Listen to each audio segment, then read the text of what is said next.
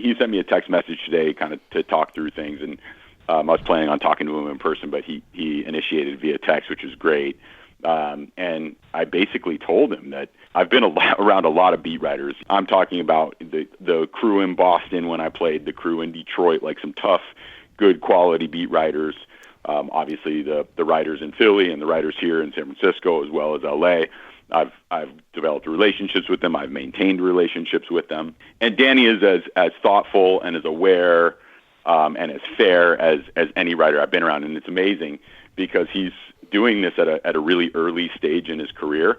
And, I think he's both finding his way, but also like asking the tough question, asking the challenging question, as you saw in the scrum. And it's with respect to how I reacted, I think I just reacted like a guy that had just come off a game where his team got beat up pretty good by the Tampa Bay Rays, and probably a little less patient than I could have been. And I told Danny that, and can always be a little bit more patient in those interactions. And that if I had the interaction to do all over after my day of filling my belly with ribs and going down to the river, I might have just said we look at a couple of things when we make those decisions. The first thing is the leverage of the situation, how important it is in the context of the game. The second is who the batter is that's walking up to the plate. And third, the pinch hitters that you have available. And thought Slater was a good guy to take down that moment. Simple as that. So I would have probably said it in just that fashion had I been less kind of frustrated from the game. And it's part of baseball, as you mentioned. It's talking to the media a couple of times a day for the better part of a year, which I